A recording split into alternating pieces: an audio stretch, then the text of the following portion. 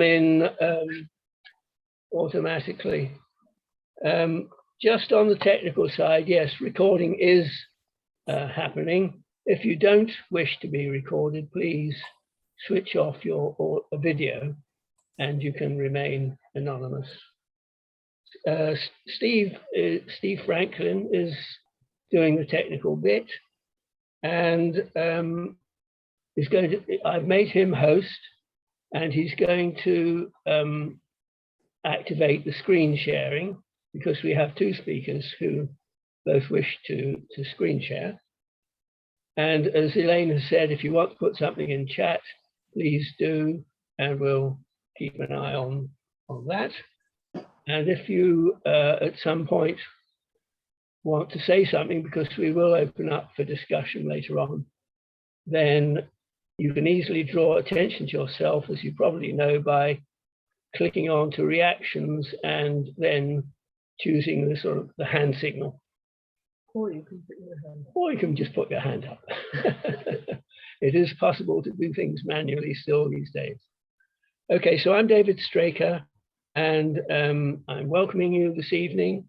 And at this point, I'm going to hand over to Elaine Underwood, who is our secretary, and she will introduce the first speaker. Hi, everyone. Yes, our first speaker is Steve Taylor, who's, I think, heading up the Wyeside project, which is a project that's received £1 million, I think, of funding from the Stronger Towns Fund, and is going to make changes to the area of the riverbank from Hunderton Bridge through to Bishop's Meadow. So something that we will all be affected by, and I think they're very much wanting some feedback from us. I think it involves the rowing club, rugby club, the Sea Cadets, the Left Bank, and Bishop's Meadow. And Steve is chair of the Sea Cadets. So welcome, Steve, and over to you. Well, thank you very much, and thank everybody for the opportunity to present this project to you. As Elaine said, you know, we are a group of community partners. Everybody is a volunteer. We've put this project together, and it's there for the communities of Hereford. So I'd like to share the screen now and run through a number of slides that I have. This should take somewhere between 22 to 30 minutes, sort of maximum.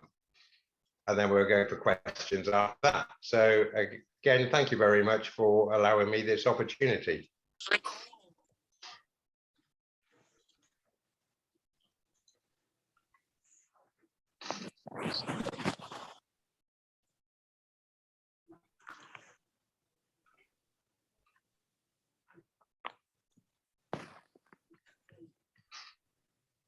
Right, I'm just trying to open it up at the moment to a full screen so you get the benefit. There we go. As we've said, I've already said, this is a project by the community, for the community, and the funding has come from the Hereford Stronger Towns Fund, which ultimately has come from the Levelling Up Fund set up by the government 2 years ago.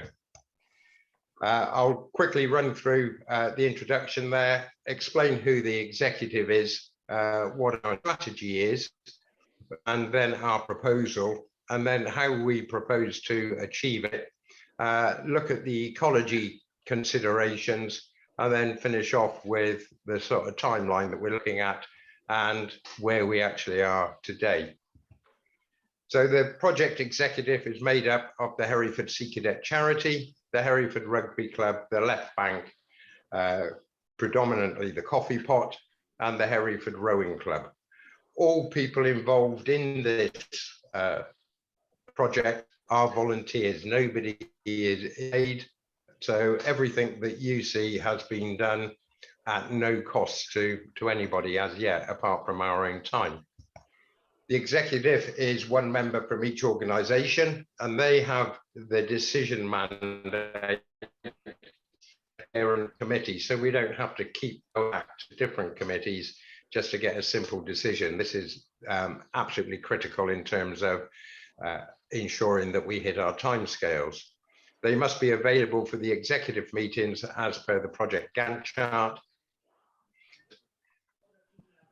We have also created a limited charity company to hold that government money. And I've already mentioned that everybody is a volunteer. So our strategy is we want to encourage activities that integrate the wider community of, that is literally everybody, especially the north and the south sides. We want to develop a river-based environment and develop those community links between lots of organisations. We also want to highlight the heritage of the city of Hereford, and I'll move on to that as we go through, and generate new skills. And we've already had some positives in that area, which again I'll come on to a bit later. We want to enhance the sport and the tourism of the area and open up commercial opportunities to develop new and exciting businesses. We're providing the infrastructure, and then it's up to entrepreneurs to actually deliver that output for us and generate more jobs. So our proposal in broad terms is we're to build 2 floating pontoons, 20-metre one for commercial and community moorings at the left bank, and a 37-metre for canoe, kayaks, small boat use, and that's enough to support the Olympic standard sort of boats as we move down to a centre of excellence for rowing in Hereford. We are envisaging at the moment 12-metre retractable sloping gangways. That is still to be decided by the design architects. We're going to install a 1-ton jib hoist mounted alongside the riverbank, and that's so we can get boats on the water as well as equipment, and it gives a very element for the emergency services, so that they can launch boats and equipment very quickly if there's an incident on the river. We're going to do 370 metres of pedestrian walkway from the rowing club to the rugby club, install it along there, and that is to allow for safe and easy access to the pontoons and to the whole of the north side of the river. Within that, we will also install hookup power points to enable pop-up business pods. There will be 6 of these at the moment, which will be 3 on the north side and 3 on the south side. And Jeremy's also asked me to look at putting one onto the north side by Victoria Bridge, and that's within our scope to do that. We're working with the police to also install new CCTV cameras for safety and security covering both banks of the river, and install decorative lighting. We'll also improve access from the Great Western Way via an impaired ramp, and again that will link the north and the south side, and also allow wheelchair access and bicycle access down on the north side. The pictures you see here, the top one is just an indicative picture of enhanced lighting on the river, but the lower one is actually the old bridge, actually lit up in the 1900s, between 1900 and 1904. I think that picture was taken. There's a date down there, might even be 1890 something. And that's just to show that this has actually been done before. We've just forgotten it. So overall, this is the concept of the project when it's complete. Can you see my cursor moving around? Can somebody sort of stick out? Yeah.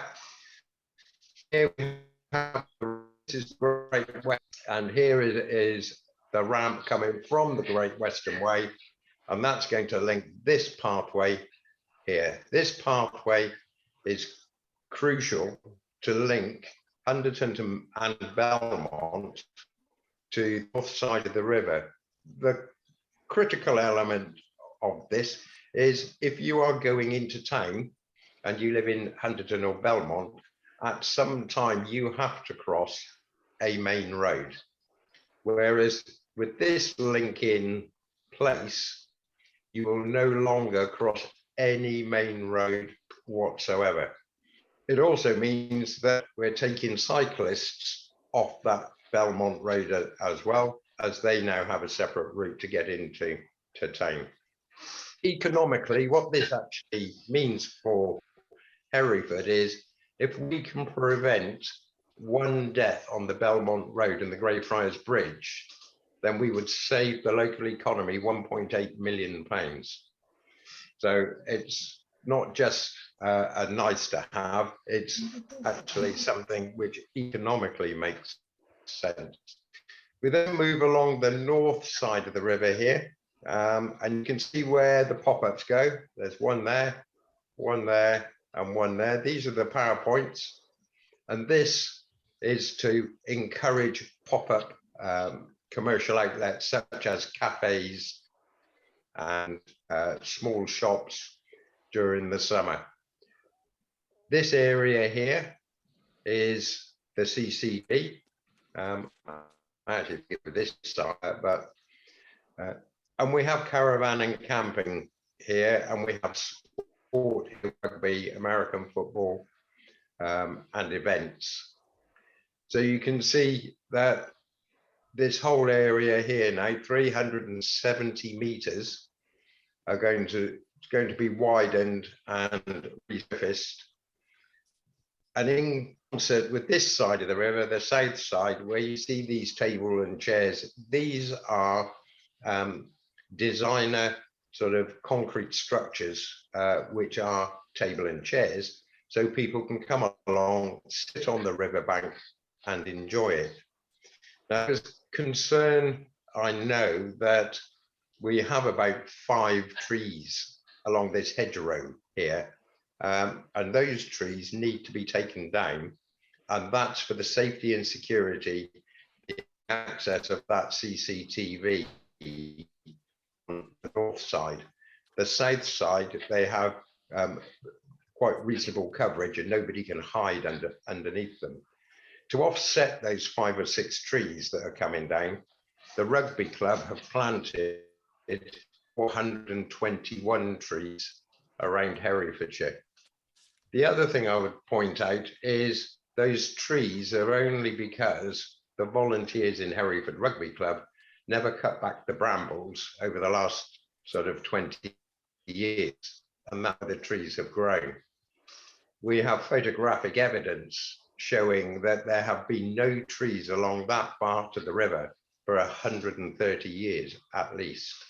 And that's because of the rowing club and the way that they built their original house, and one is so that they have a clear view of the rowing all the way down the river. And interestingly, it's their 150th anniversary this year for the rowing club. In this area here, you can see the 1-ton jib crane to launch boats and equipment, and that's been deliberately put right next to the steps of the rowing club, so we can get boats, equipment on the water, and we can get people in and out of the boats.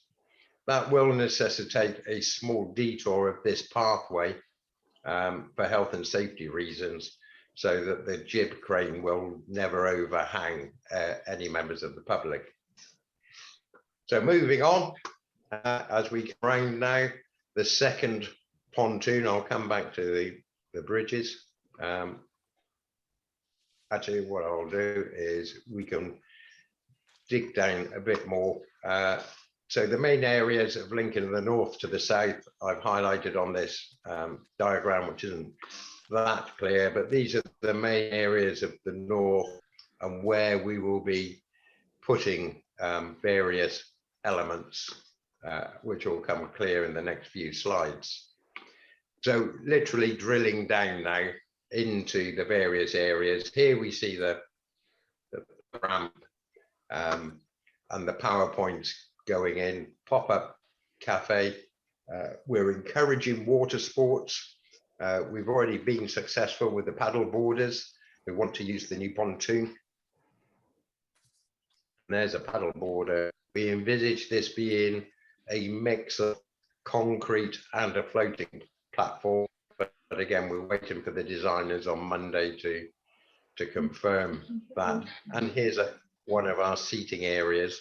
There will be 3 of these on each of the north and south banks here, and 3 over on the Bishop's Meadow around the Victoria Bridge area. So a closer look at the rowing club. There's our crane. There's the caravan and camping.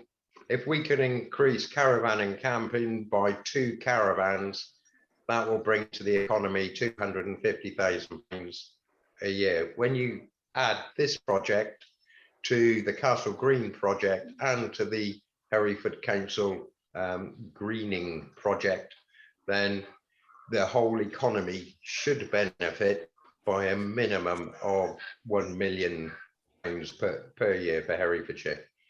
There's a number next to the bridge here, because one of the other elements that we are doing is each bridge is intended to be lighted with subtle coloured lights.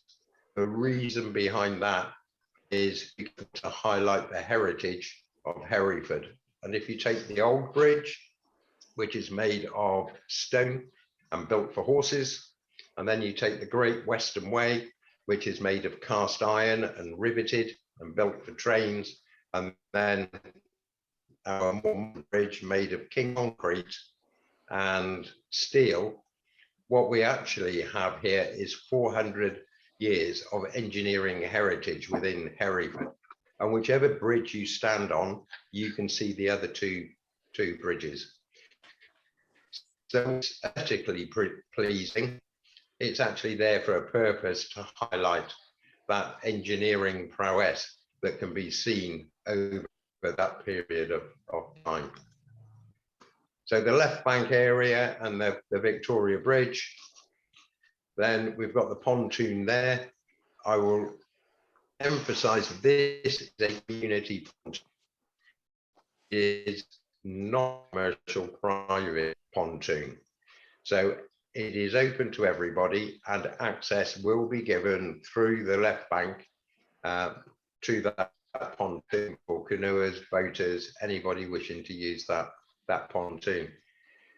The driver behind this pontoon is to open the tourist areas of Hereford and link in the cathedral and the Castle Green further on. So you now have a link from the water around that area, across the Victoria Bridge, and then back up the Bishop's Meadow. And again, you can see we're putting PowerPoints in here, and that will support either pop-ups and or events taking place on the Bishop's Meadow.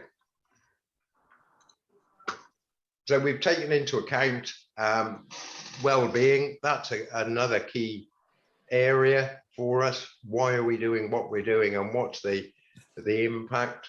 Well, we're opening up an area and delivering space.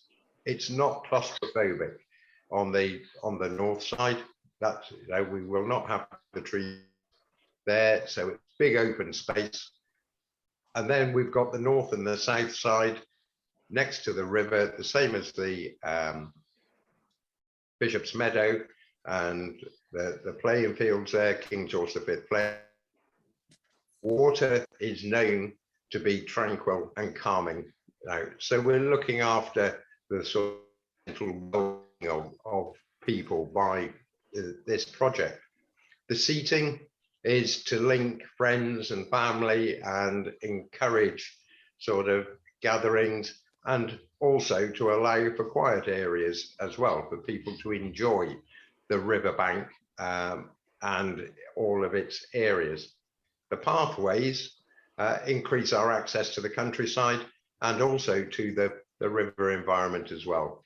The new path or the refurbished pathway up to the Great Western Way, if you then go further, you then link into the countryside and also the Waterworks Museum as well. And had we not, sorry about that, and had we not actually been cut by quite a significant amount of money, we would have continued our pathway all the way up to that museum as well. And then the CCTV is all about safety and security, you know, every day, every night. They're 360-degree cameras with night vision capability and linked in police force.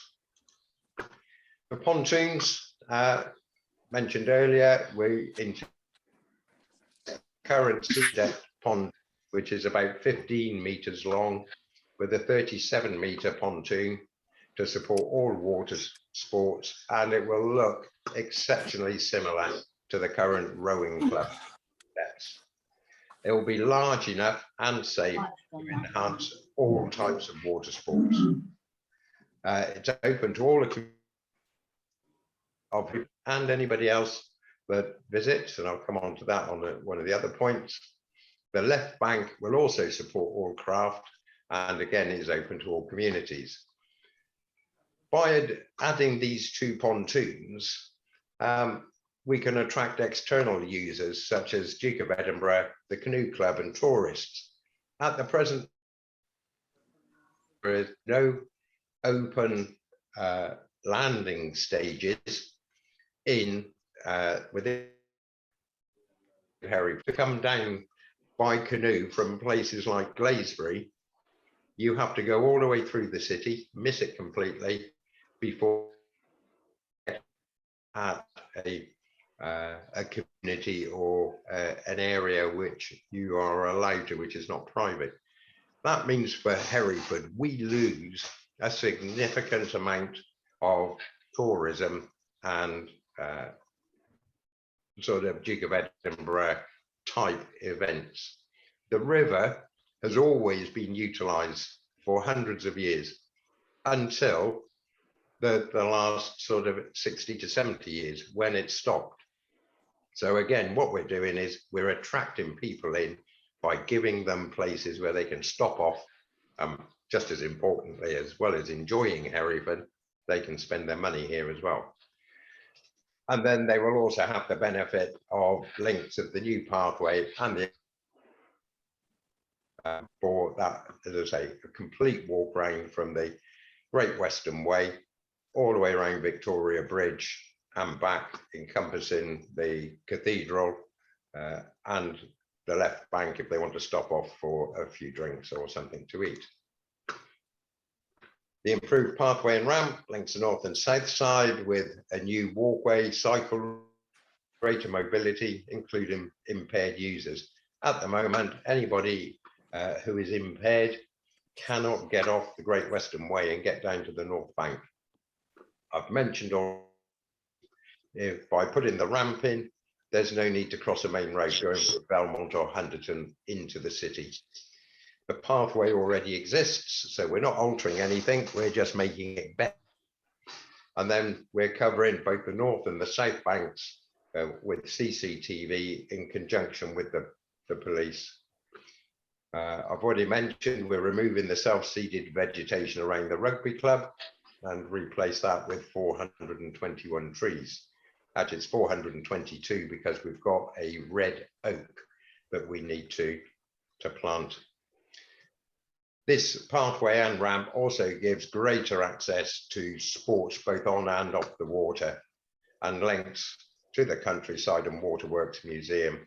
And if you stand on the Great Western Way, if you look towards the city, you see a city.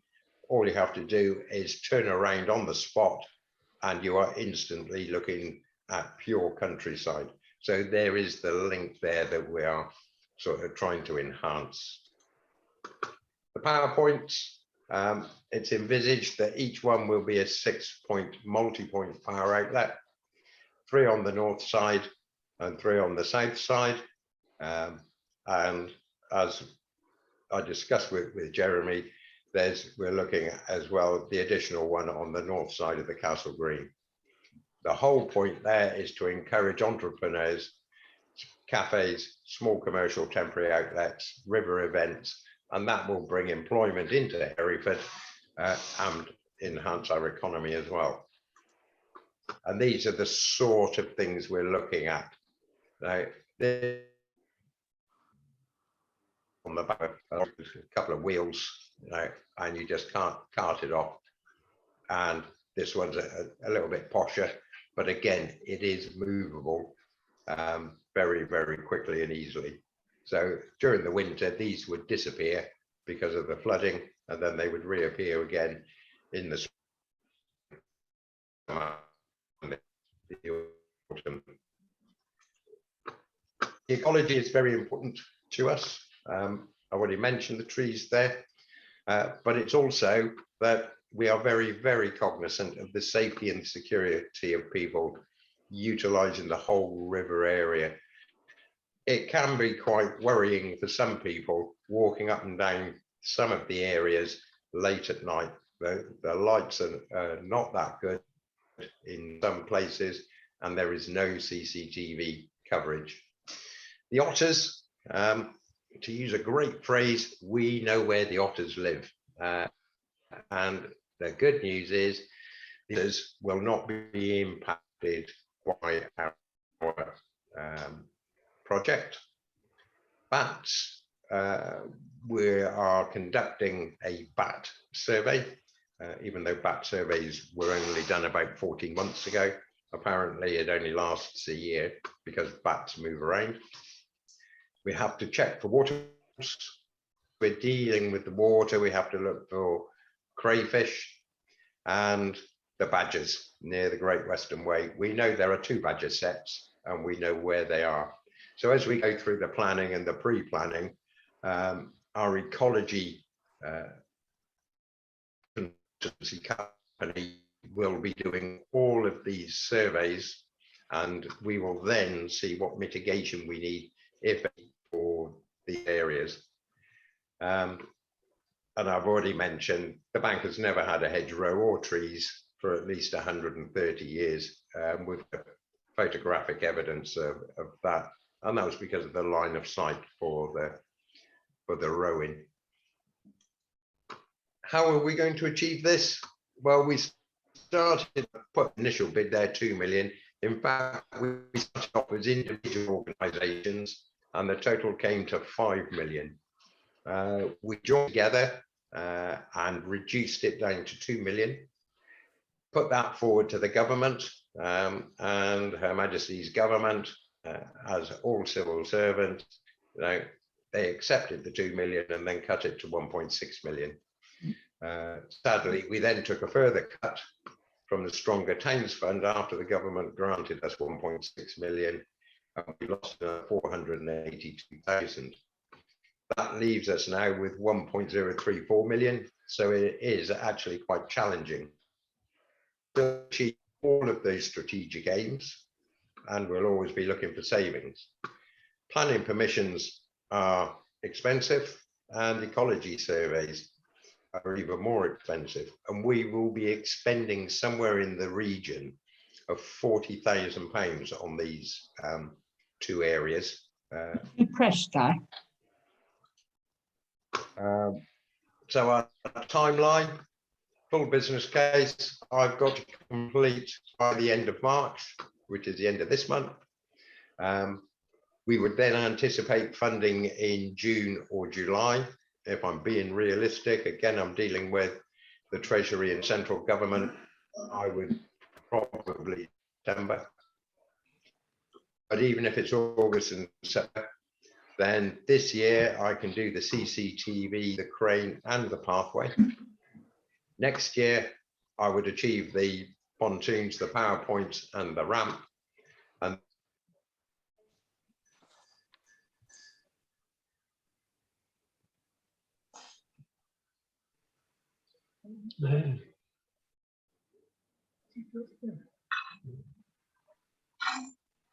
Lighting and seating along the north and south banks, and I have to complete all work to date. As of today, I've got 50% of my full business case completed.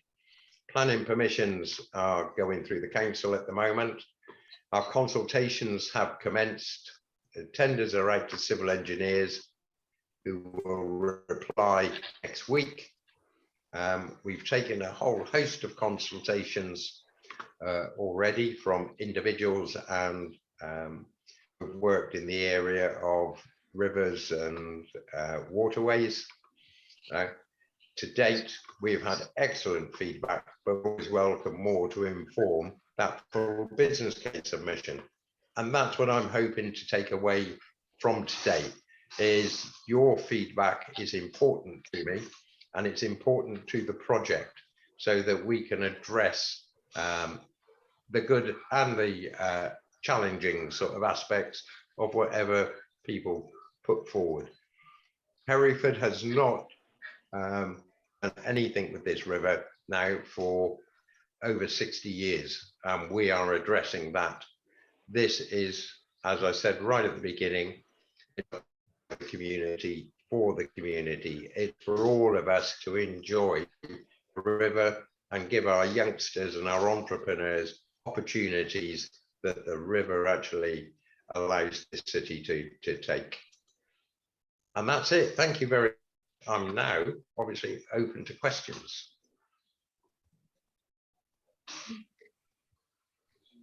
Oh, it's all gone deadly quiet. I'm happy to make a comment. I'm a bit nervous of it, Steve, to be honest with you. What I love about Hereford is the fact that it's so quiet, it's so tree-lined. You feel in the country, even in the city. And I'm a bit nervous about all these PowerPoints and pop-up burger vans and, oh, this emphasis on lots of people. And I just hope it doesn't sort of throw the baby out with the dishwater, really. I would love to see more trees. I know you say, oh, there haven't been any trees for 130 years. Well, it seems to me that's a case of putting some in. And instead of a fence, to have a hedgerow. It always seems to me that the bit by the camping area, the rowing club and the sea cadets, is a very barren kind of place visually. You look towards some rather ugly modern buildings in the background. And there's no trees, there's no hedges, there's nothing to soften it. And I would like you to consider perhaps at least a hedge and a few trees in that camping area, which is very open and ugly. I sort of share elements there of your concerns.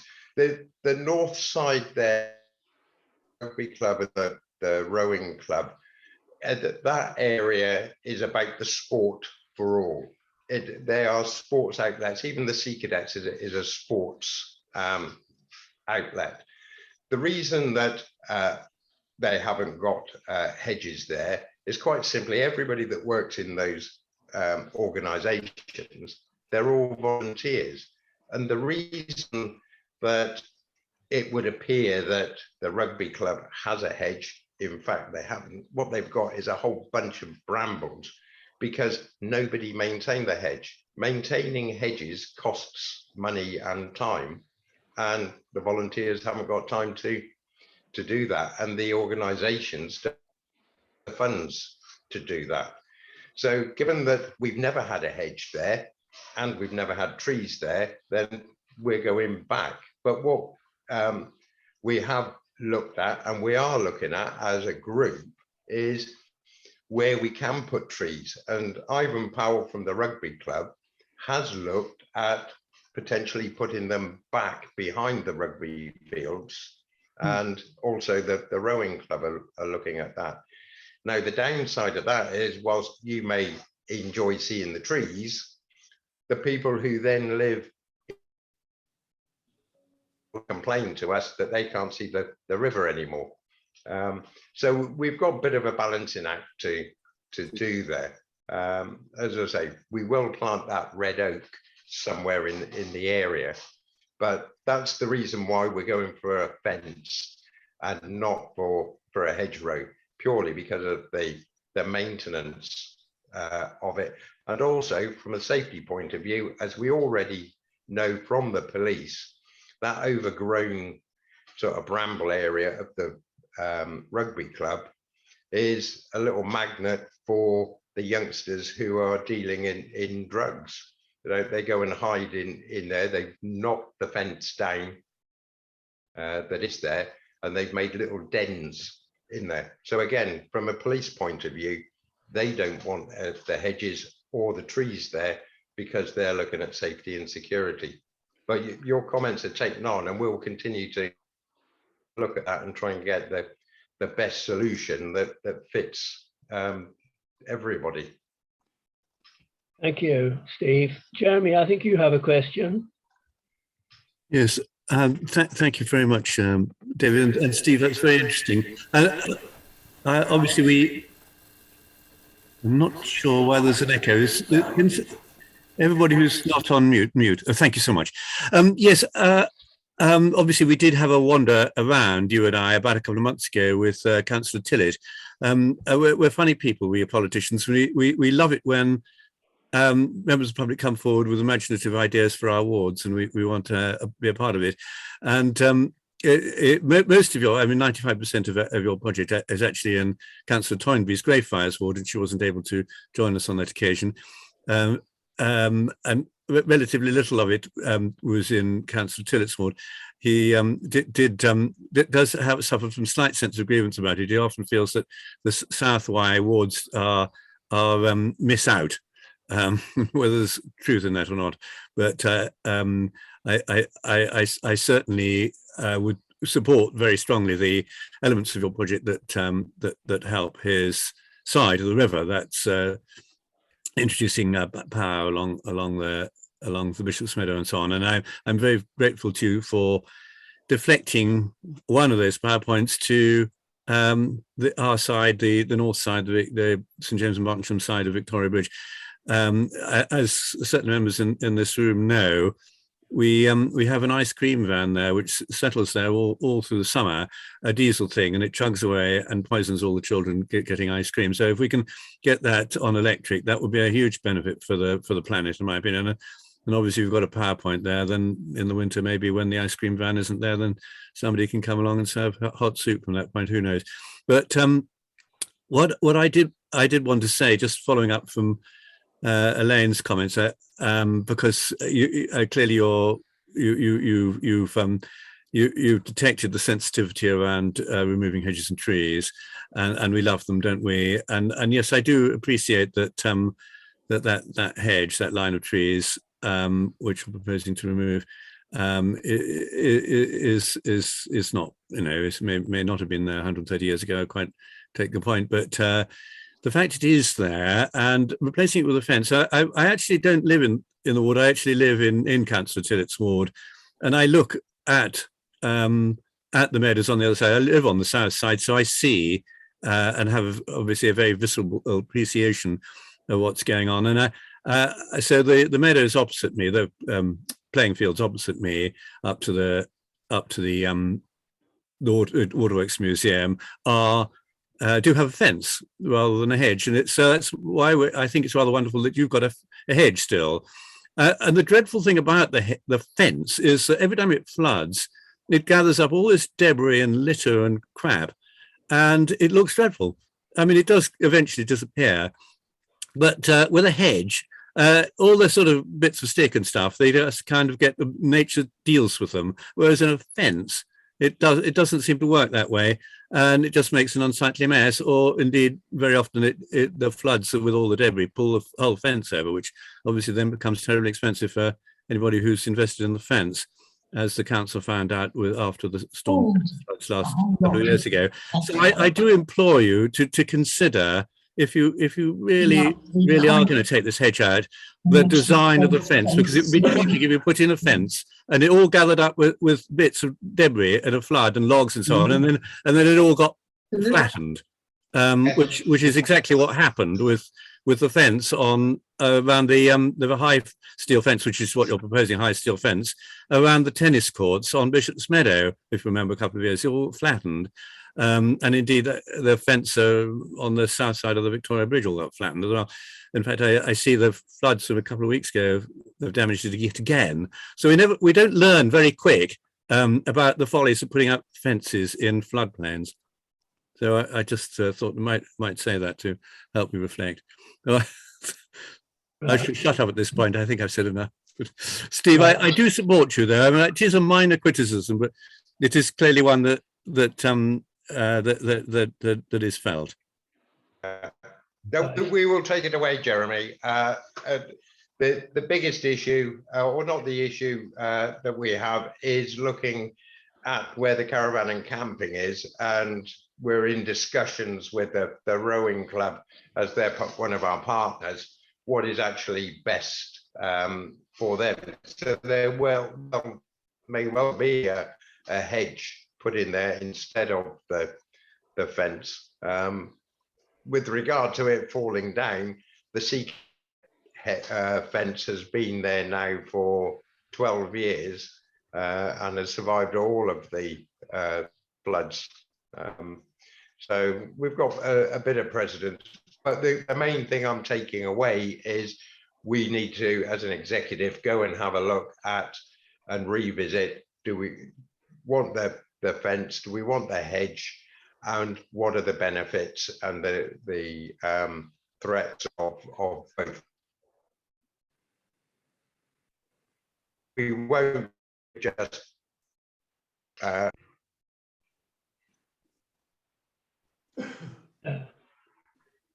yes, I'm afraid, Steve, we're missing your voice again.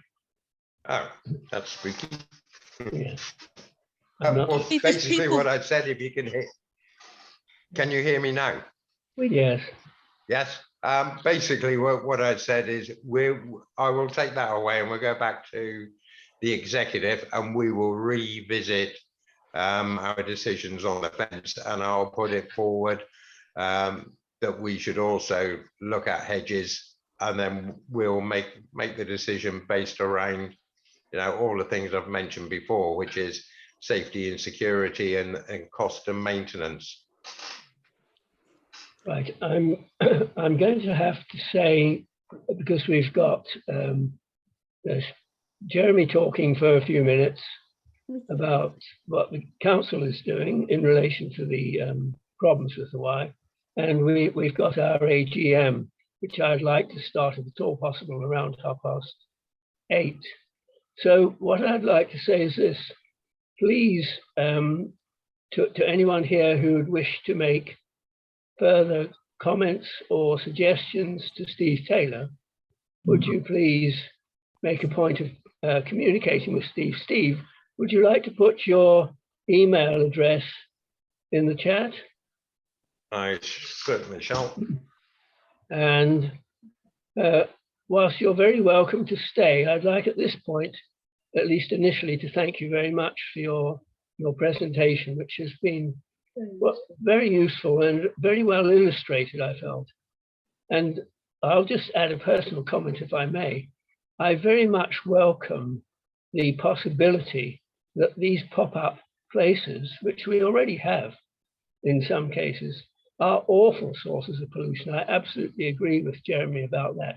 Having a little generator chugging away makes the environment extremely unpleasant, if not, of course, pretty unhealthy as well. So thanks ever so much. And as I say, please stay on, but we will now, I will now pass the meeting on back to Elaine, and she will introduce Jeremy. Thank you very much. Okay, I think Jeremy needs no introduction. We all know our ward councillor Jeremy and all he does for us. And this is following on from what we were looking at last time, this focus on the why and its problems of pollution and invasive species.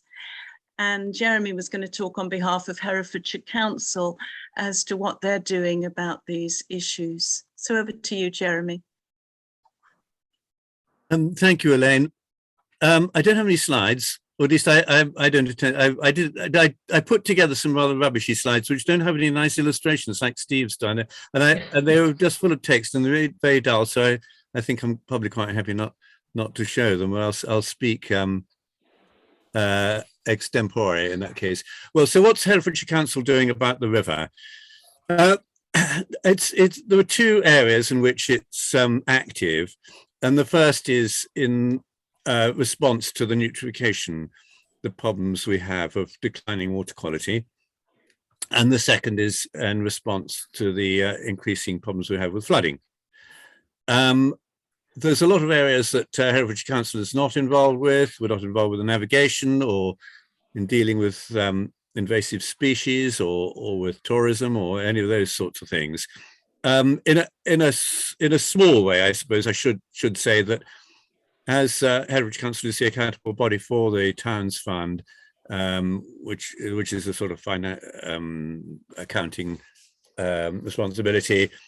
In a small way, therefore, it does have an interest to Steve's project, but I don't need to talk about that, obviously. So, eutrophication, the council is chair of the Nutrient Management Board, which is a sort of multi-agency, cross-border organisation, and consists of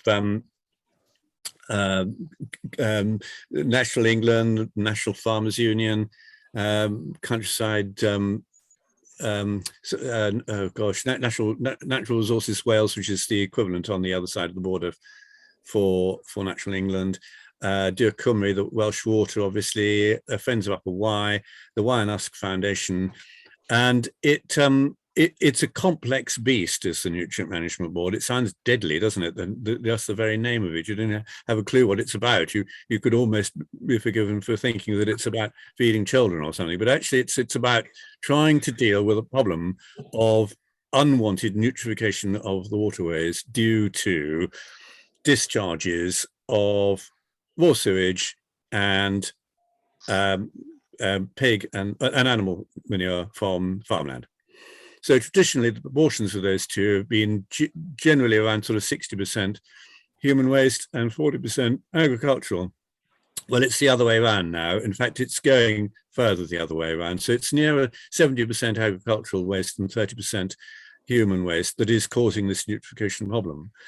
And as we heard at the meeting last time, this destroys the ecology and habitats in the river, and particularly the ranunculus, the water crowfoot, on which everything else depends. It's the bottom of the whole sort of ecological tree, and that has collapsed. There's very little of it left, and finally everybody's woken up and said, "Look, we've got to do something about this." And it's wonderful that it has been embraced by all parties. There is no politics in it involved anymore, although the existing government have been slow to react, and it is now having to be tackled at a government level. So Herefordshire Council have passed motions and written letters, lobbied MPs, lobbied Rebecca Power, the minister, to put resources into the Environment Agency, and it is fundamentally an Environment Agency's responsibility, because they're the body that has the teeth and the boots on the ground, or should do, except that in staffing terms they don't. And because in staffing terms they are chronically under-resourced in this area, they are unable to follow up with enforcement. And unless there is some enforcement, sadly, nothing happens. We have a voluntary scheme. Government introduced a thing called the Farming Rules for Water about 4 years ago, which gives guidelines on, for example, how close manure may be permitted to be spread on fields, how close to watercourses, and what intensity of manure may be spread and that sort of thing. Well, those farming rules for water haven't really done the job. And the reason why they haven't done the job, as we now know through the work of the Nutrient Management Board, is because nobody's really done the underpinning science. And we heard that last time, didn't we? Particularly from Tom Tibbets from the Friends of the Upper Wye, who is now carrying out this scientific project to this mass water testing that we know about now. So we've got, or getting much better data on the quality of the water and where it's failing, and it's failing from farmland from diffuse sources, which is distinct from the point sources that are generally from the discharges from treatment plants. The diffuse sources are jolly difficult to deal with, other than through enforcement. However, the council is able to tackle the point sources, and what we are doing is to we're investing in what we call constructed wetlands, which are essentially reedbed systems to mop up nutrients from poorly performing treatment plants. So from some of our communities, I mean, here in Hereford, we've got a reasonably good treatment plant run by Welsh Water, but that isn't the case in our rural areas. Most of our rural communities are on very poorly performing sewage treatment systems. Packaged treatment plants that eventually fail, some even on septic tanks or just even soakaways, some ghastly things going on there. So so we're putting in money to try and address villages which have got poorly performing treatment plants, and we're just about to complete one at Luston. So we've found £3 million to do hopefully 6 of these. I think that the costs are inevitably rising. Whether we're going to complete 6, I'm not sure, but Luston's will be the first. And the reason why we're anxious to do them is because the main effect, and this is a real concern for Herefordshire Council, is on our ability to deliver housing under the local plan. So the local plan gives us a target number of houses that we have to meet as a minimum annually, which is around 800 a year. It's 16,500 in its present plan period, and it's likely to go up to 17,000 over the next plan period. That's 2021 to 2041. So to meet that incredibly stretching target, we simply have to develop what they call headroom, in other words, buy effectively phosphate credits. I don't personally care for this notion that you can trade phosphate credits. In other words, you treat the despolation of the environment in one place and to give you permission to spoil the environment somewhere else. It doesn't. That seems to me to be a poor approach. But that effectively is what it's about. That is the government. That is what the government expects us to do. The government actually does, to give it its due, expect us to deliver betterment. And you probably heard from Michael Gove that he expects 10% betterment. Well, it's early days. We don't know quite how it will work through the Environment Act yet. But anyway, that is what Herefordshire Council is doing in the area of trying to address the failing water quality of the Wye. So the other thing that we're doing is in flooding, if I mind you where I started out. And the problem we have now with flooding is it's much more frequent, obviously, and it's spatier than it was. The river rises quicker than it used to, and it rises higher than it used to. So if you look at the graphs, the very steep rise that now, if you look, for example, at the Environment Agency's running data on its measuring station at Old Wye Bridge in Hereford Bridge, that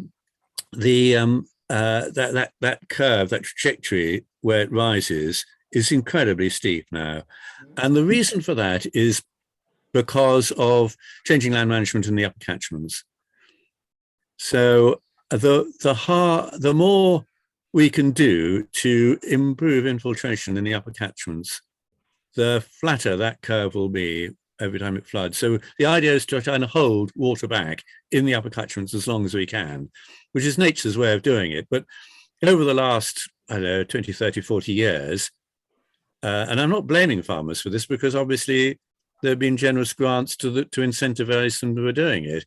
Over the last 30, 40 years, they've been busy straightening watercourses, and deepening them, and the whole idea being to drain and hurry water off the land as quickly as possible.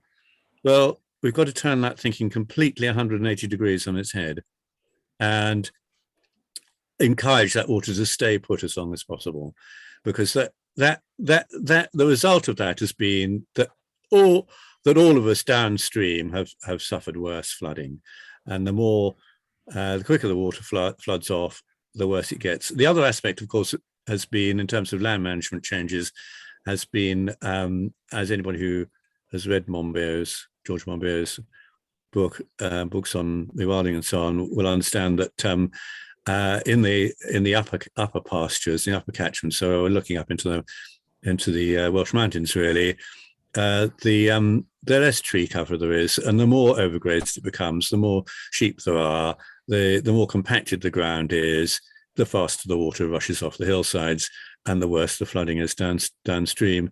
So there's a sort of cascade effect, literally, in every, as well as metaphorically, between the actions of farming practices over the last 30, 40 years and our flooding.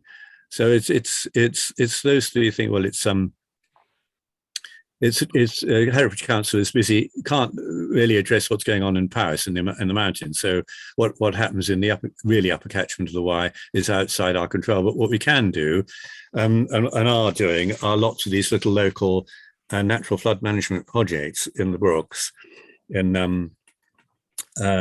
such as the Cheaton and the Clogwell and the Ridgemore brooks and the Brimfield brook in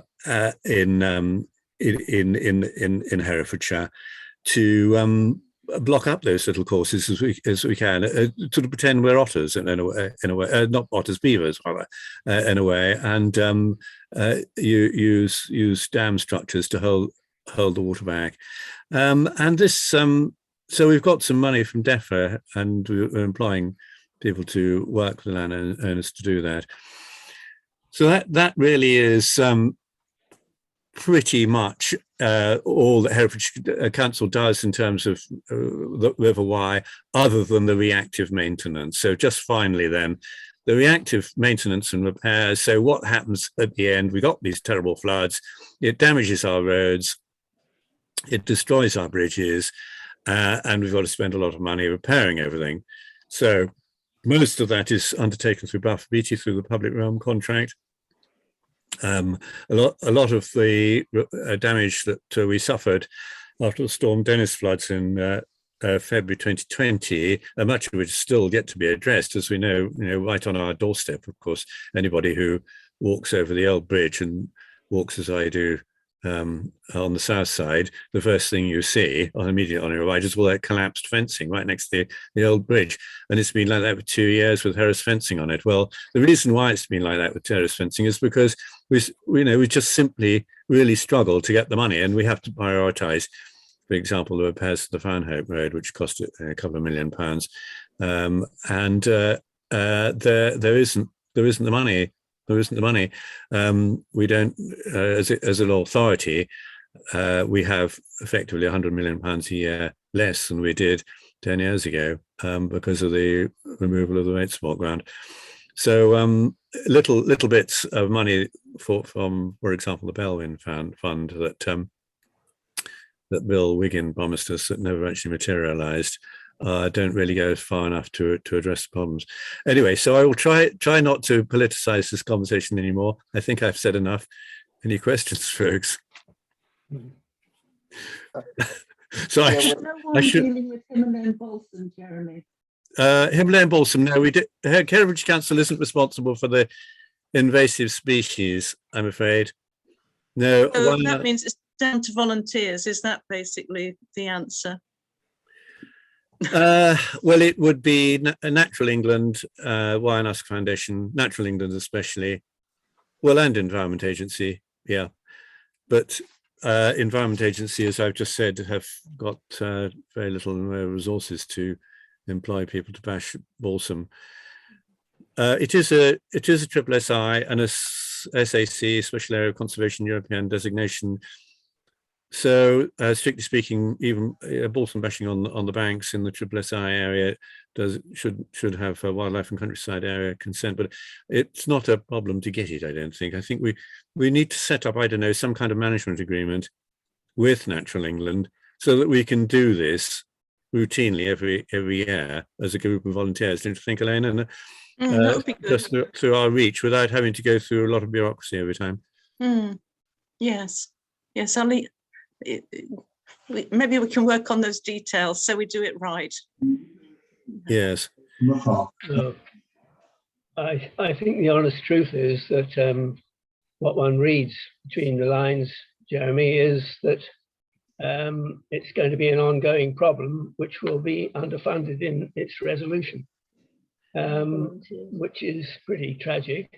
But I think that we should nonetheless do what we can, as Elaine is saying, in terms of our bashing our part of the banks and trying to demonstrate, along with people up and down the Wye, that it is possible to get on top, hopefully, of the balsam problem. Well, I think we, as a group, as a community association, and with the Friends of the Meadows, can together, if we pull ourselves together and get organised, in preferably before it's all set seed and flowered, and so this would be April, May time, I suppose. Yes. Make a big dent on it, actually, don't you think? I really do. We can do it ourselves. What's this space? May the 14th, we have our first balsam bash. May the 14th, everyone. Bishop's Meadow. We'll see more about it.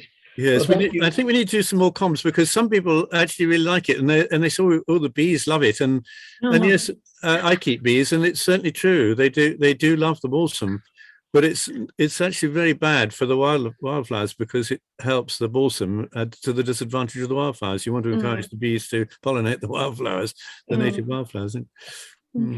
Well, thank you very much for that racing commentary, as it were, Jeremy, taking us through what the council can and can't do, what the limitations are.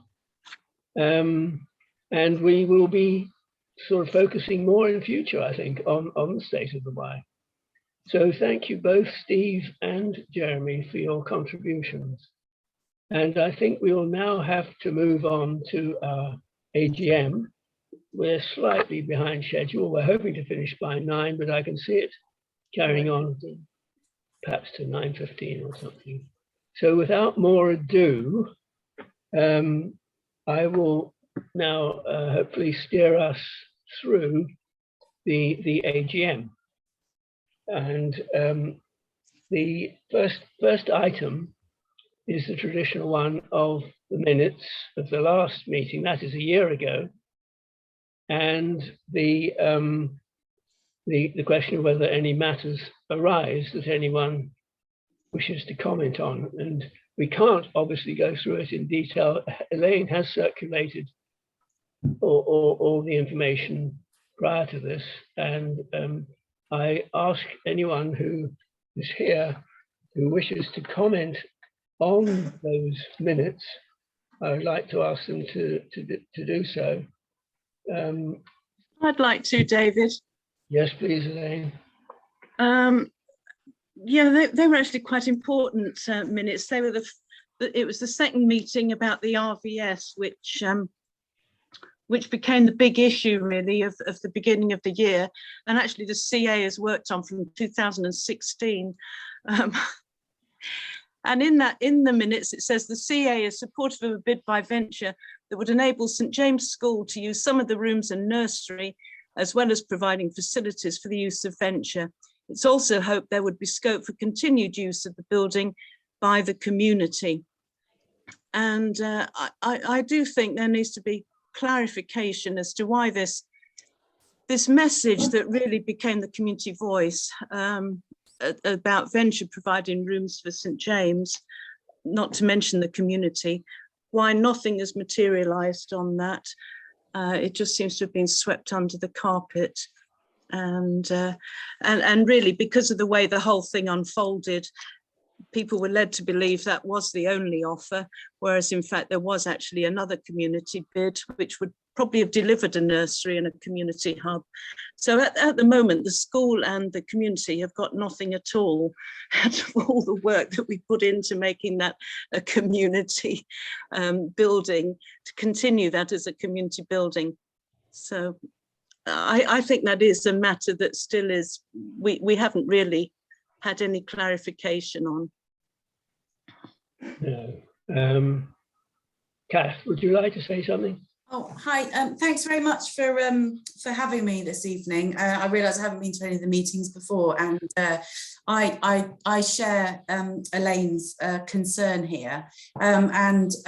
Just in the spirit of openness and transparency, I should probably say that I work for Cathedral School. I'm not a teacher, so I was aware of the plans that they were putting forward, and I think potentially another set of plans from another bidder, although I don't have details of those. But today I reach out to you as a member of the community and a parent of a child at St James's School. So I've worked in, I came here in 1998 when I ran the lovely barrels. So really, what I've been doing in the background is I met with Rob from Venture, I've met with Ben from St James School, and I'm very grateful to both of them for giving them my time, for giving me their time. I've asked the RVS, I've requested information from them about how they decided upon who to sell the building to and what information they used in terms of that. I've also talked to numerous other members of the community and parents who I'm fortunate and very lucky to be friends with, and they have asking me when the nursery's open, when exciting things are happening at the RVS building. I just want to make it clear, I am not about slating a local charity either. I think that Venture do incredible things. I've worked in the third sector. I worked for Herefordshire Mind for a huge amount of my working life. So I'm passionate about charities and local community. And I realise that maybe we need a bigger conversation about this with more people involved, but I have to share Elaine's question there. Sorry to go on the back of your question there, Elaine, is how have we got to the point where there is no space for the community, and crucially where there's no space for the children of St James School? And I know that the Community Association was involved in that from a very early stage, quite understandably, and I kind of wish I'd got involved earlier. And I suppose that's a question that is to be posed now. And is there anything we can do to rectify this and to help our community and our school?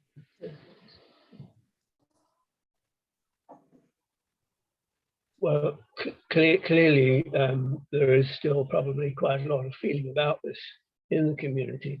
I had understood from Ben Caldecott when I spoke with him about it last summer that parents were going to be informed, parents of children at the school were going to be informed that the governors had decided they could not afford to go ahead with their plans to open up a nursery at the school. They were not prepared to take the risk. And it would seem from what you're saying, Kath, as though that may for some reason have not got around. Our community association view on this, when it became apparent that more than one bidder from the third sector would be involved, our view was that we had to be, as a community association, open-minded about this and not take sides as to which of the two organisations should be supported by us, because there are obviously, as I'm sure you could point out in more detail, Kath, arguments both ways. What we were very clear about was that, and we succeeded in, was preventing it, we think, from going to a commercial concern, which would have been a more substantial loss to the community. So we can go on asking questions about it. I have a certain amount of feeling that this may be water under the bridge. But this issue can be pursued further. It's a long time since I've spoken personally to anybody from Venture. We can ask them, for instance, whether their discussions, as we know they've had in the past, once it became clear the school would be going ahead with a nursery, whether they could do something in conjunction with Rainbow's Nursery, whose location is threatened by the development to the Scout Hut. So I think we can't here in this meeting say anything more than we can look further into this, but I fear we may be finding that the horse has bolted. I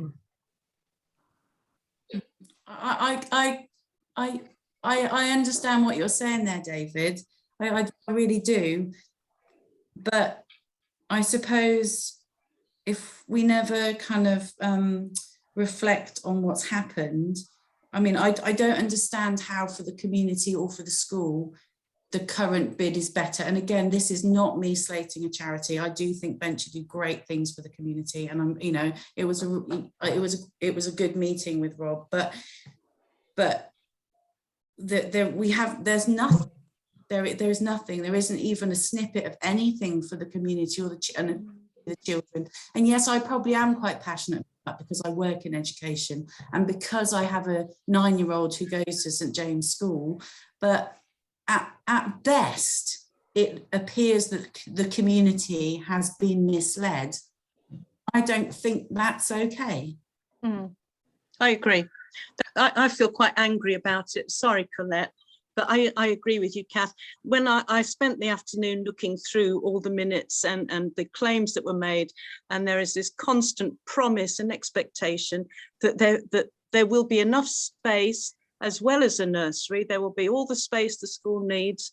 In fact, Ben said, the Venture bid is good for the school. The nursery site will be useful. We need a library and more outdoor space. With Venture, we would get all this. So it was this expectation, and if there really were these problems, that should have been stated. Yes. Then we wouldn't feel misled. And I'd be happy to write something asking for clarification, because I especially the fact that no one really knows anything about it. It's just been pushed under the carpet. Sorry, Colette.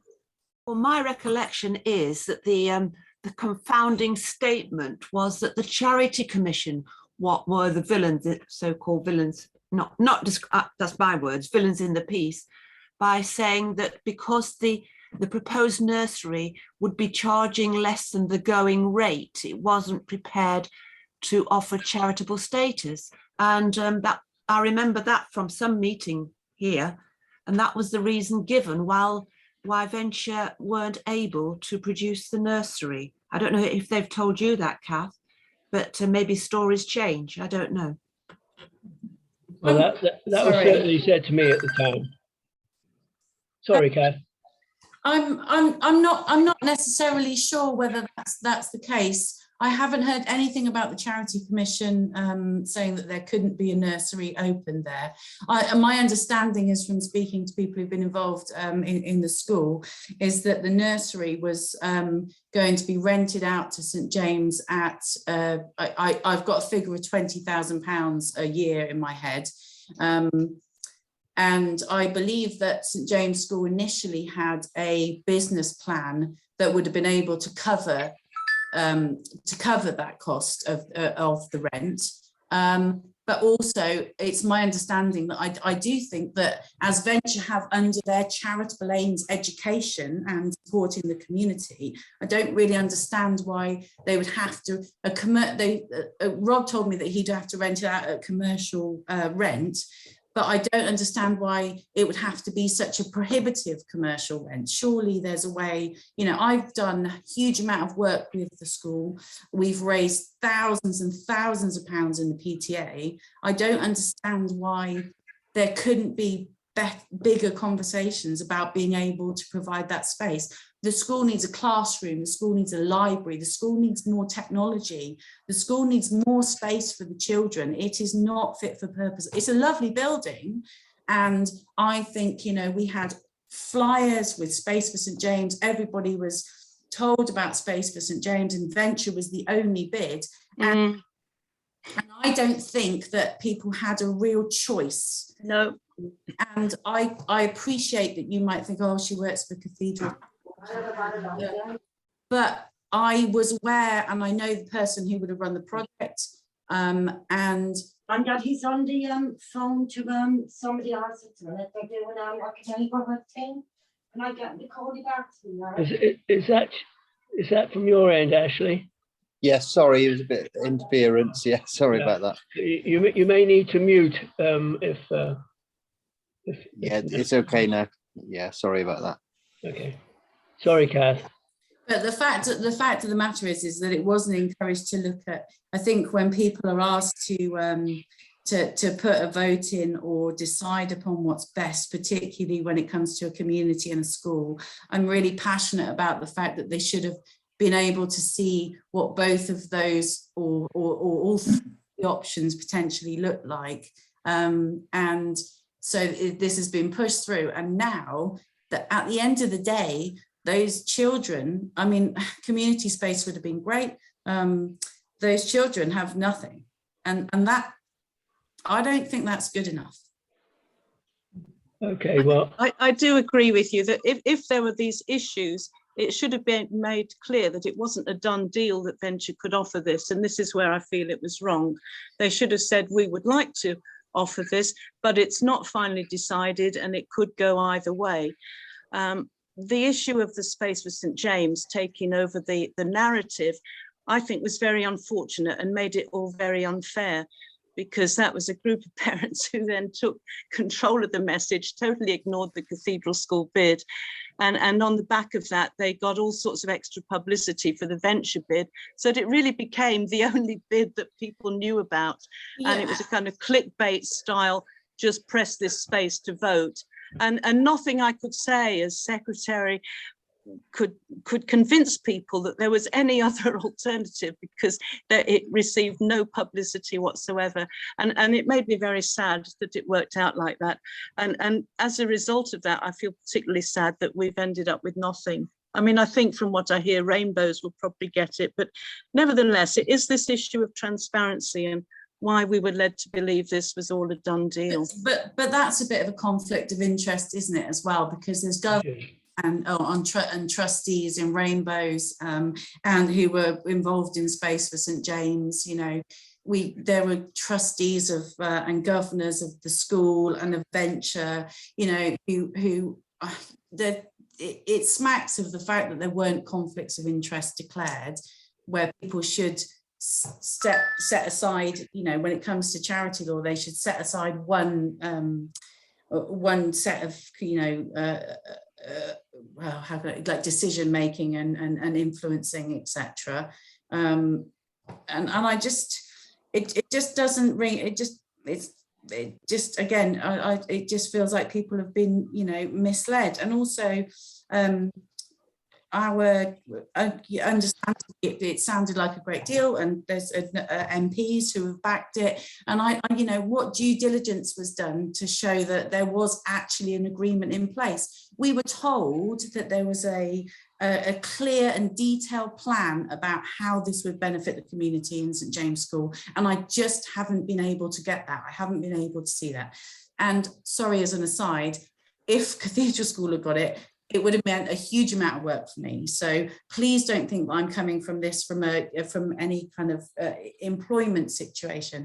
I am genuinely coming from at this from a community, friends, family in the community, and the fact that, you know, my child goes to the school, lots of my friends' children go to the school, and that it just doesn't feel right.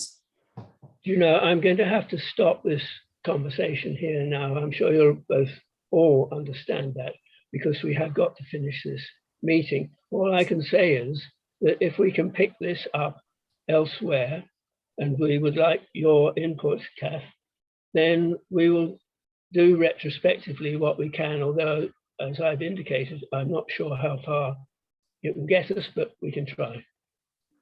Can David, I now? I could put together a letter and see what you think, just asking for clarification, really, and our concerns as a community association. Okay, right. That's a positive action. Thank you for listening to me. Sorry for being. No, I understand. Thank you for coming, Kath, and I hope that you will be able to participate in our activities in the future. Definitely. That's an advert. Oh, I'm happy to promote. Right. I don't think I want to spend any more time on the minutes, though I'm glad that item came up. It's very pertinent.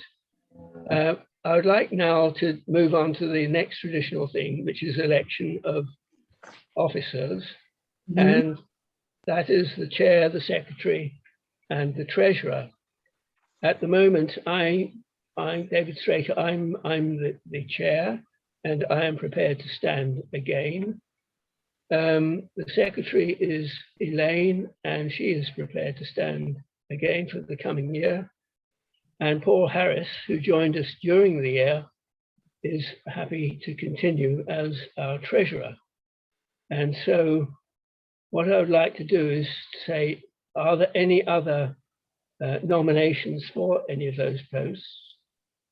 If there are not, then I think that what's the right thing to do? I think we can say that we should probably have a proposer, shouldn't we? Could we have proposers for those 3 posts? Are there any other nominations? I'll propose that slate of 3 people. Okay, Richard Priestley. Do we have a seconder? Thank you, Jeremy. The committee consists now of those 3 people, of course, plus Silver Candler, Jane Straker, Steve Franklin, and Lauren Edwards. And I think that we could again nominate and support those posts, but they're all willing to stand again on bloc. But I would also like to ask whether there's anybody else who would like to be nominated, who would like to nominate themselves, or if you would like time to think about it, or know somebody who would like to join that committee, which meets about every 6 weeks, we'd be very grateful for that increased support. And as previously, we're very happy to co-opt members in the course of the year. Do I have any other nominations? Could I have a proposer, please, for those 4 committee members returning on bloc? Thank you, Colette. Could I have a seconder? One second. Thank you, Jeremy. I mean, Ashley, are you interested? Is anyone else interested on being on the committee?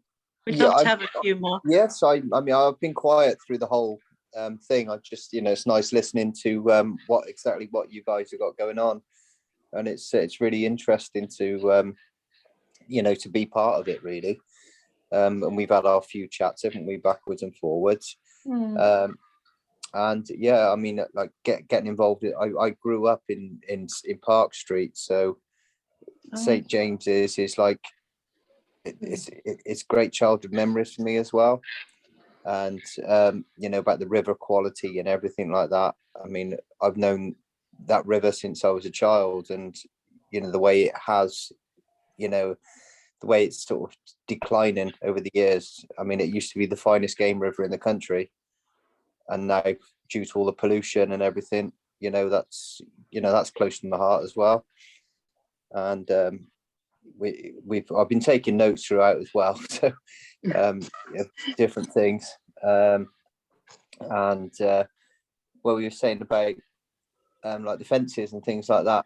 I mean, I know funding is tight, obviously, but a great idea would be, instead of fences, you could like stanks with trees in them, because then that would hold the water back, but it would still feed the water, and it'd be better for the wildlife and everything like that. You know, so them kind of things, you know, yeah, I'm very interested in. What they did do in some areas of Herefordshire and other places is where they've got factories and, you know, possible pollutants, you know, with the big companies, where they will dump waste into tributaries and things like that. They were stocking the tributaries with rainbow trout, because all the freshwater reservoirs are stocked with rainbow trout. So if there's any pollution ever, it shows in the trout, because the trout are really susceptible to pollution. So that's what they were doing as early indicators and things like that. And yeah, it's you know, the tributaries, as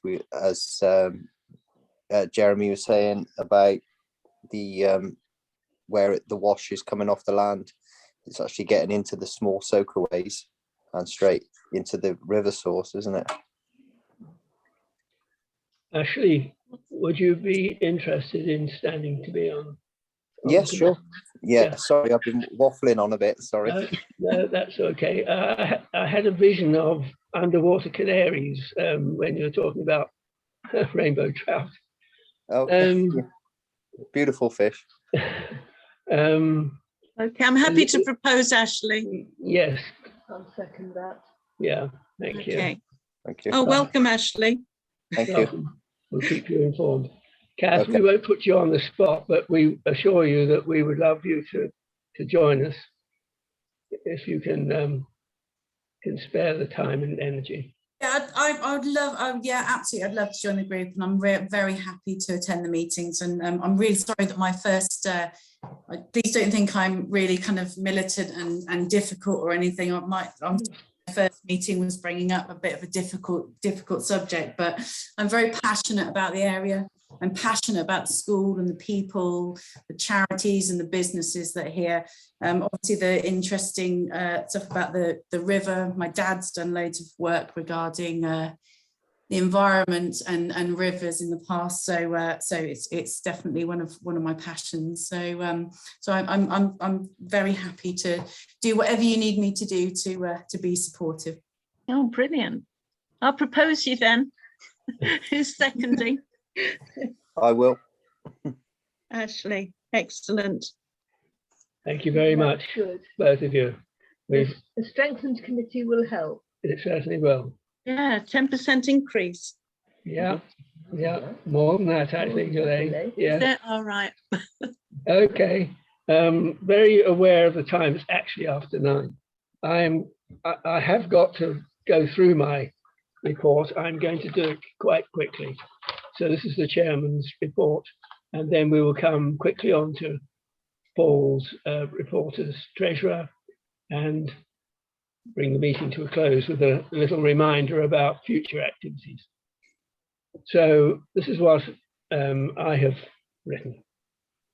The past year has, of course, been overshadowed for the CA Community Association by the COVID pandemic, in common with everyone else's experience. However, with the combination of Zoom meetings and using outdoor spaces, many of our activities have been able to continue without interruption, though we were not able to hold the annual plant sale, nor the very popular pre-Christmas workshop in conjunction with St James Church. We hope that these can be resumed in future. The committee have met every 4 to 6 weeks and are now 7 strong. That will have to be revised. We maintain an overview of the work of the association.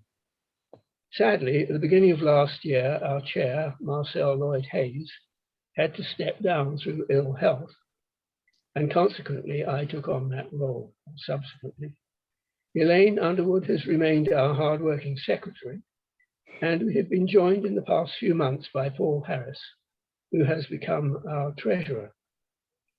Silver Candler, Lauren Edwards, Jane Straker, and Steve Franklin, as you've heard, are now the other members of our committee. A less formal events team has been formed, and I would encourage people to support that team. It has been formed and organized, and has organized 2 community events despite the COVID restrictions. These were the very successful Easter Trail on Easter Monday and the Harvest Trail on Sunday, the 26th of September, both being outdoors and therefore creative solutions in difficult times. Over the past 15 months, the main committee has been active in a variety of ways. We have played a key role in the process which led to the former RVS hub, which we've been hearing about, in Vicarage Road being sold to a local charity venture rather than to a commercial interest. Though, unfortunately, the hoped-for use of the nursery facility by St James Primary School did not materialise. Also, during this period, the sale of the Bardensham Farm buildings by the farm owners, the church commissioners, to Mr Paul Matthews, has led to the building being leased to Cotteswold Dairies, who now run the dairy purely as a distribution centre, whereas it was formerly, of course, a bottling plant. And a milking parlour. This has added to the traffic burden from milk lorries, in particular from 2 daily deliveries by enormous articulated vehicles. A committee subgroup has worked in conjunction with the dairy owners and our ward councillor, Jeremy Milln, in an attempt to mitigate the impact with some limited success. But the underlying question of whether there has been a change of use is still the subject of discussion with the planners.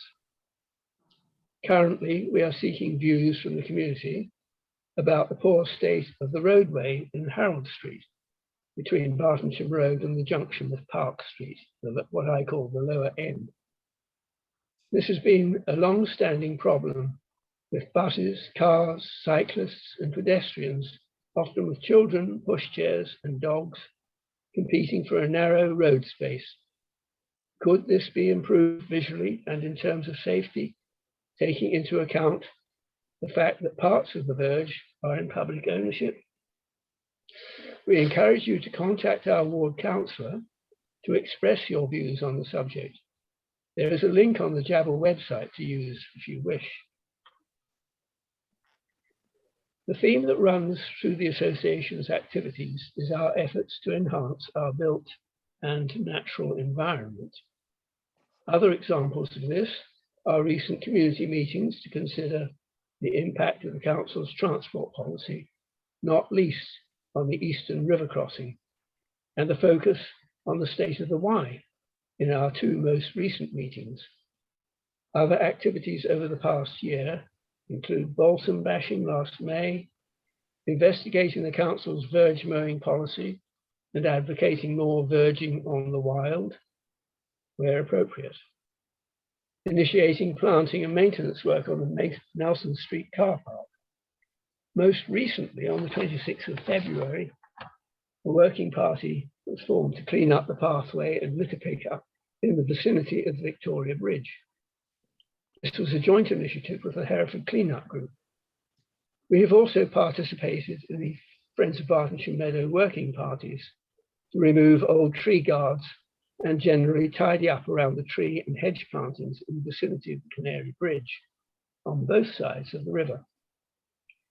The launch of our website, www.jaba.org.uk, has been a major achievement. It's been designed and built for a very modest fee by a local resident who is with us this evening, Steve Franklin, working with material, including many photos provided principally by our secretary. Steve is generously undertaking to maintain the website in his own time. If you haven't done so yet, please have a look. This and the Facebook pages maintained by Elaine are our main means of communication, though we have also been making better use of the shop notice boards, including sharing one on a trial basis with the Bartonshire History Group. I'm nearing the end. Over the year, we have maintained close links with two other partner groups within our local community, that is the History Group and Friends of Bartonshire Meadows. In both cases, we acted initially as bankers for their funds, but both groups have now opened their own bank accounts and their funds have been transferred. Our accounts have been further simplified by combining our accounts with those of the former grassroots group. As we do not charge a subscription, but rely on donations, we plan in the coming months to apply to the City Council for a grant to help maintain our activities in the St James and Bartonshire community. In the year ahead, we shall continue to hold quarterly community meetings as necessary by Zoom, though hopefully, and today's news is not particularly encouraging, hopefully it will soon be possible to resume meeting in person, probably in the school hall, which is once again available for community use. Social events are also being planned by the events team for Easter Monday and for a Jubilee celebration, and we anticipate that the latter will be in conjunction with the History Group. Just to finish, we do need your support with ideas, practical assistance, and just taking part. So do get in touch with the committee and events team people in the street or through email or the Facebook pages.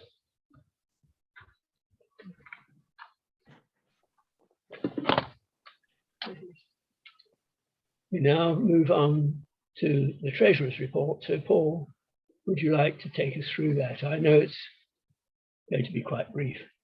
It will indeed be quite brief, and it will pick up on what David's already said. At the beginning of the year, we had £3,097 in the bank account, but £1,887.50 of that was funds for the Friends of Bartonshire Meadows. Now, during the year, we carried on administrating their receipts and payments until later in the year, the balance of their funds of £480, as David said, was transferred to them and controlled by their own treasurer. Again, reflecting what David said, the main areas of expenditure during the year were communication costs of £377.12 from the bank. That covers the website, which David's talked about, the cost of these Zoom meetings, and also the newsletter, which you'll all be aware of. So that's been a huge part of what the association does. The Easter event, we purchased some Easter eggs at the cost of £34 for that. And in addition to that, cash was withdrawn to enable £30 of expenditure further on the newsletter. So at the end of the year, the bank balance is £698.41, and we have £70 left over of the cash withdrawn. If anyone wants to look at further copies of the account, I can make them available, but that's the brief situation we are in. And as David says, we welcome any contributions to carry on funding the work of the association. Thank you. Thank you, Paul. Thank you, Paul. Does anyone have any questions about that? I take it not. And we should, I think, my fellow committee member reminds me we should formally adopt those accounts. Could I have somebody to, what's the word? Propose. Thank you, Elaine. Would anybody second that? Please, Jane. Thank you both. And thank you, Paul. And I can assure you I'm immensely grateful for your taking on the treasurership from someone who's not very well versed in bookkeeping, myself. So any other business? To which I will say, I hope not. And I'll hand over to Elaine to close this meeting. Okay, well, thanks to everyone for coming. Thanks, David, for your report as well. And our next events are real life events, not Zoom events. So I think it's the Easter egg hunt on, when is it? The 18th of April, about which there'll be more details. And the Balsam bashing, we want to try and sort of kick this off on May the 14th over at Bishop's Meadow, which never gets any attention as far as the balsam goes. So I think starting at 10:30 and just sort of carrying on through the day. And then hopefully we'll get something coordinated with the meadows and maybe other areas of the bank. But we really want to at least make a start and have a go on May the 14th. So remember that date. And it's on the website. Our website really is very good. Steve's done a brilliant job. It's got all the events that we're involved in, all the issues, the concerns, lots of photos, details of past events and so on. It really is excellent. And then the Jubilee celebration on June the 3rd. Elaine, we can probably send that out via the PTA as well, more details about the website and stuff. Yes, that would be good. Maybe you can help us with the links with the school, because we don't really have anyone. Yeah, well, I do. That would be good. Quite a lot with our lovely PTA. They're fabulous. So excellent. Pleasure. Brilliant. Yeah, because that's a bit of a weak link, knowing who just to contact every time. Thank you. Okay, so we don't quite know when our next Zoom meeting will be. We'll just take a break for now. It'll probably be around about June or something. So yes, we brought this one forward, didn't we, Elaine? Because Steve Taylor wanted to have any input, and this is worth bearing in mind. He wanted to have any input from people before they have to complete their final business case, which I think has to be in by the end of the month. Yeah, so do remember his email address is on here in the chat. But if you haven't got it, just email me for it, because it's quite an ambitious plan, and you know, I think they need some feedback. Okay, everyone. So thank you, David, for chairing. Thank you, Jeremy, for speaking. Thank you, everyone, for participating. And thank you for coming. And enjoy a glass of wine.